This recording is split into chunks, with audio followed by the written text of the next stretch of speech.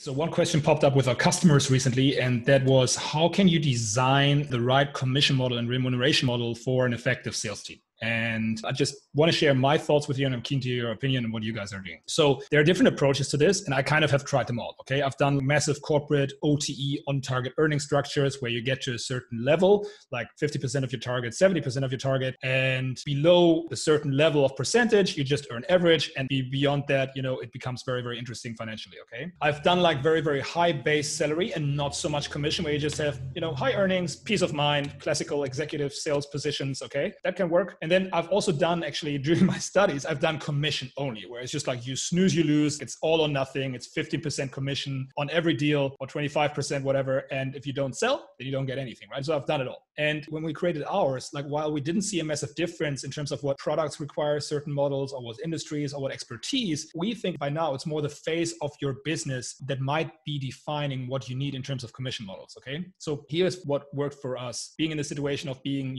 bootstrapped, right? So we don't have VC money to spend, but we're profitable, so we can spend quite some money. Okay. And we have very, very ambitious growth targets, as in we growing 100% year over year since incubation, right? Even this year, we're going to achieve that. Okay. So here's what worked for us. Number one is the steps that you have to take there is finding people who are up for a challenge in general. Don't even think about commission models. If you're hiring, finding people who are up for a challenge, because it is a challenging job and not every person is made for that. So just make sure you find people who are actually up for working in that challenge. This is way, way more important than figuring out the right commission model that then you believe incentivizes the people. So we go with people between 25 and 35.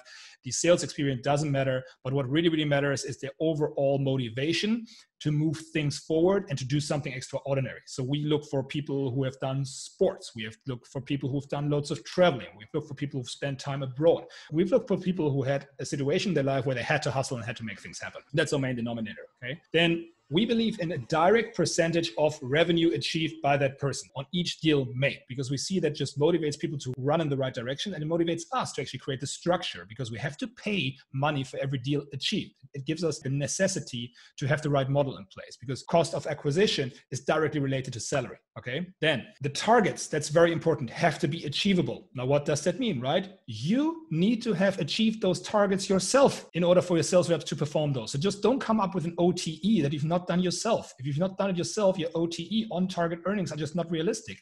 Look at what you're capable of doing and then ask people to do the same or overachieve that when they get better than you. And the base salary has to be there, we believe. It has to give security, but it has to be a clear upside on overperforming. That's kind of the measurements that we have there. I can do an additional video on how to calculate that for your business. But first, I like to know, what do you do right now? How is your commission model structure? And what do you do to motivate your sales team with the areas of perks, benefits, and remuneration?